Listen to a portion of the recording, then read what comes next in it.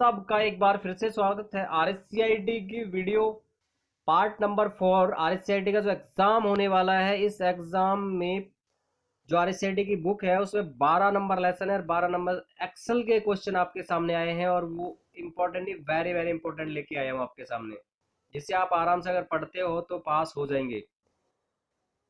Number 1, Excel में short option किस menu में होता है? शॉर्ट होता है डी, डेटा के अंदर होता है। किसके अंदर होता है? डेटा के अंदर। क्वेश्चन नंबर 2, स्क्रीन पर इमेज को देखें और आप इसमें से इमेज में सिर्फ जीरो से बड़ी संख्याओं को जोड़ना चाहते हो।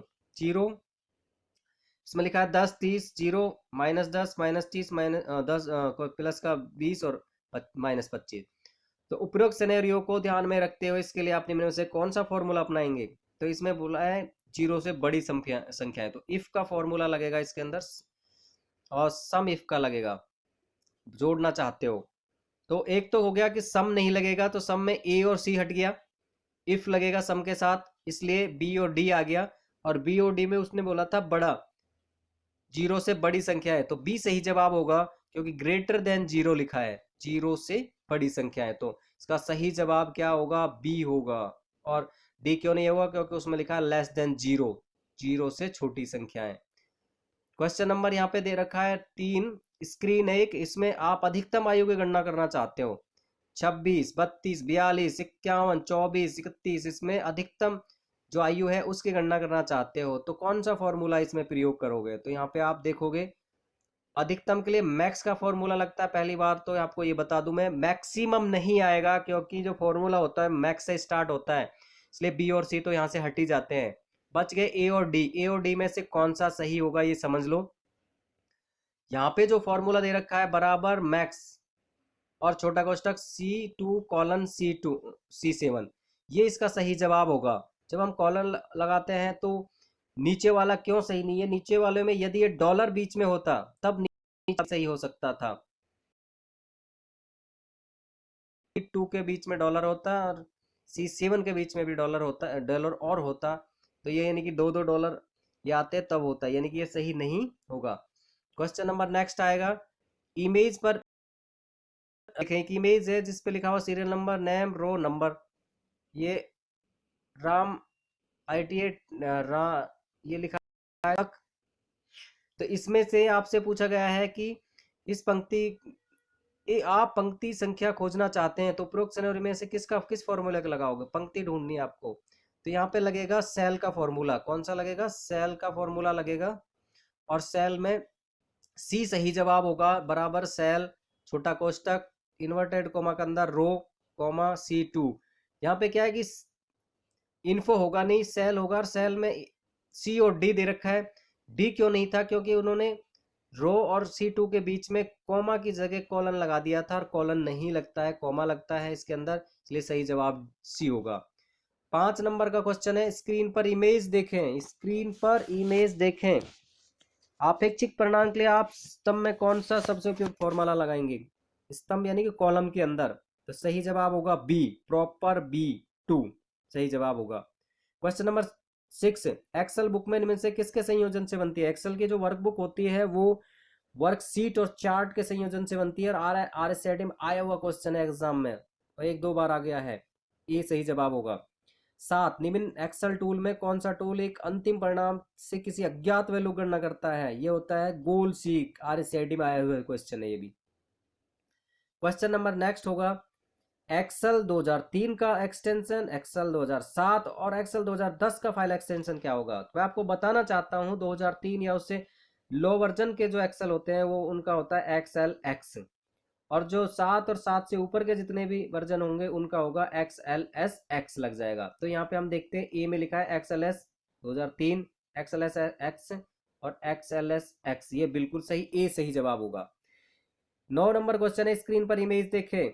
खालिस्तान किस ऑप्शन का उपयोग करके आप इसके रेफरेंस इमेज में दिखाए गए डायग्राम बना सकते हैं? तो सही जवाब आपका क्या रहेगा? चलते हैं इधर। क्वेश्चन नंबर, इसका सही जवाब होगा ए, माइक्रोसॉफ्ट एक्सेल में उपलब्ध स्लाइसर ऑप्शन। ये स्लाइसर ऑप्शन थे जो हम यहाँ देख रहे थे, ये वाले, ये सारी चीजें क्या है? ये स्लाइसर ऑप्शन है, ना कि sparkline. Screen number 10, question number 10, screen पर देखें। अगर आप सेल F15 में formula equal to sum small brackets E3 colon E14 copy करते हो, तो होता क्या है कि जब हम फॉर्मूला कहीं से कॉपी करते हैं, जो ई ले रखा है यहाँ पे, तो E3 और E14 और F में करेंगे तो क्या बन जाएगा, ये ई की जगह एफ लग जाएगा, सब में क्या लग जाएगा, ई की जगह एफ, तो सही जवाब होगा ए। सेल रिजल्ट आएगा सम ऑफ एफ, E3 की जगह F3 और F14 की जगह E14 की जगह F14, ए सही जवाब होगा। क्वेश्चन नंबर नेक्स्ट आएगा, स्क्रीन पर इमेज देखें, आप सेल B2 में टैक्स कैलकुलेट करना चाहते हो, तो 7% टैक्स कैलकुलेट करने के लिए आप कौन सा फॉर्मूला लगाएंगे। ए भी सही जवाब है, A2 के साथ गुणा कर देंगे 7 और परसेंटेज बिल्कुल ठीक है। A2 के साथ में 7 से गुणा करेंगे और बटे में 100 करेंगे, ये भी ठीक है। और A2 में स्टार लगा के 0.07 से इंटू कर देंगे, ये भी ठीक है। सही जवाब में उपरोक्त सभी होगा डी। 12, एक वर्कशीट में रो और कॉलम होल्ड करने के लिए किसका उपयोग किया जाता है, फ्रीज पेंस कमांड का उपयोग किया जाता है, बी सही जवाब होगा यहाँ। क्वेश्चन नंबर 13, स्क्रीन पर इमेज देखें, आप कम से कम उम्र वाली गणना करना चाहते हो, पूरक श्रेणी, तो मिनिमम का फॉर्मूला लगता है, किसका लगता है, मिनिमम MIN। और मैं आपको बताना चाहता हूं, मैंने थोड़ी पहले भी बताया था आपको, जैसे मैक्सिमम फुल नहीं लिखा जाता तो मिनिमम भी फुल नहीं आएगा, शॉर्ट नेम आएगा, तो MIN, बी और सी रहेगा, और इनमें से सही जवाब कॉलन वाला होगा, यानी कि C2 कॉलन ये, तो इसका मतलब बी सही जवाब होगा, ये मैं बता देता हूं आपको। क्वेश्चन नंबर 14, स्क्रीन पर इमेज देखें और सेल C2 के मान को 2 दशमलव बिंदु तक परिवर्तित करना चाहते हो, तो इस परिणाम के लिए आप सेल 2 में D2 में कौन सा सबसे उपयुक्त फॉर्मूला लगाएंगे। तो यहाँ पे इसने पूछा है दशमलव बिंदु से परिवर्तित करके, तो ये होगा इसका राउंड, राउंड वाला लगेगा, राउंड, सी सही जवाब होगा, राउंड छोटा कोष्टक C2 अनुपात 2 कोष्टक बंद, ये सही जवाब होगा इसका। क्वेश्चन नंबर 15 है, स्क्रीन पर इमेज देखें, अपेक्षित परिणाम के लिए आप सेल C2 में कौन सा सबसे उपयुक्त फॉर्मूला लगा सकते हो, तो इसमें सबसे सही फॉर्मूला है डी, राइट छोटा कोष्टक B2 5 कोष्टक बंद, ये सही जवाब होगा। क्वेश्चन नंबर आएगा 16, स्क्रीन पर इमेज देखें, आप औसत आयु की गणना करना चाहते हो, मतलब आयु की एवरेज निकालना चाहते हो, सिनेरियो को ध्यान में रखते हुए आपको ये करना है, तो सही जवाब में सी होगा। सी क्यों होगा, एक तो क्या है, बराबर के साथ एवरेज लगेगा, और मैक्सिमम, मिनिमम, सम और एवरेज, इन सब में जब हम लोग लगाते हैं तो इसमें ये एवरेज और C2 कॉलन लगता है, ना तो स्लैश लगता है, ना डॉलर लगते हैं, ना प्लस लगता है, तो सही जवाब में सी आएगा।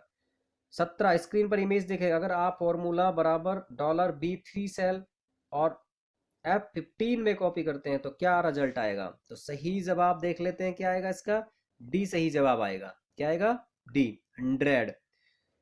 18 नंबर क्वेश्चन है, स्क्रीन पर इमेज देखें और हिंदी और अंग्रेजी में 30 या 30 से अधिक अंक प्राप्त करने के लिए कौन सा फॉर्मूला लगाएंगे, तो यहाँ 30 और 30 से अधिक, 30 या 30 से अधिक फॉर्मूला लगाने के लिए आपको बी सही जवाब होगा, एंड का फॉर्मूला लगाना होगा, इसमें एंड लगेगा और C2 greater than is equal to 30, यानी कि 30 या 30 से बराबर, और D3 में भी, तो इस तरीके से इसका सही जवाब बी होगा। 19 नंबर क्वेश्चन है, कौन सा चार्ट समय के साथ बढ़ता है, सही जवाब डी, समय के साथ अंतराल के साथ बढ़ेगा, लाइन, लाइन चार्ट बढ़ता है। स्क्रीन पर इमेज देखें और अक्षर की गिनती के लिए आप स्तंभ में सी कॉलम में कौन सा उपयुक्त फॉर्मूला लगाएंगे, डी सही जवाब है, लैन छोटा कोष्टक B2 और ब्रैकेट बंद। 21, स्क्रीन पर इमेज देखें, अपेक्षित परिणाम के लिए आप सेल C2 में कौन सा उपयुक्त फॉर्मूला लगाते हैं, ए सही जवाब होगा, लेफ्ट लगेगा, छोटा कोष्टक B2 और 5 ब्रैकेट बंद। नेम बॉक्स, नेम बॉक्स, एक नेम बॉक्स होता है, सी आया हुआ एग्जाम में क्वेश्चन है, नेम बॉक्स होता है फॉर्मूला बार के बाईं ओर दिखाई देता है, RCRT में आया हुआ एग्जाम में क्वेश्चन है, सी सही जवाब होगा। क्वेश्चन नंबर हम लोग नेक्स्ट की बात कर लेते हैं।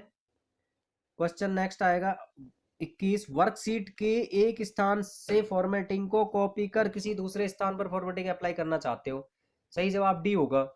एक तो हम लोग होम में जा सकते हैं, कॉपी, और होम में कॉपी करें और होम में पेस्ट करें, दूसरा है नहीं, कंट्रोल C और ये करें, नहीं, डी सही जवाब होगा कि स्टैंडर्ड टूल बार पर उपस्थित फॉर्मेट पेंटर बटन को यूज करना पड़ेगा, तो डी सही जवाब होगा। Question number 22, paste special command आपको कॉपी और पेस्ट की सुविधा देता है, क्या करता है? सी सही जवाब होगा।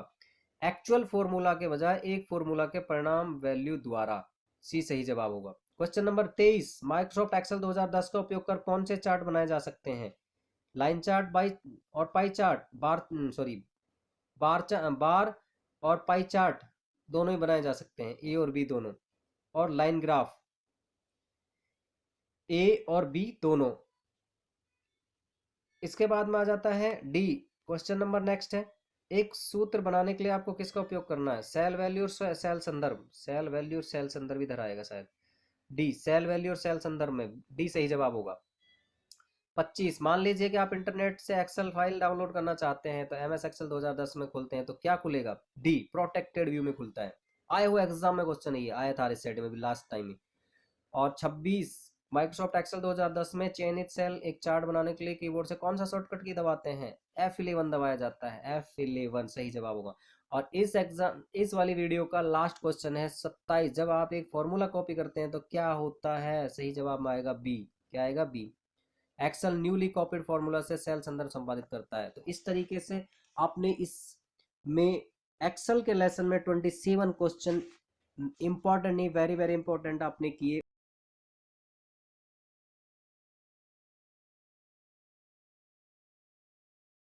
उसके बाद 3 वीडियो और है और आपके आरएसआईटी के सभी लेसन खत्म हो जाएंगे।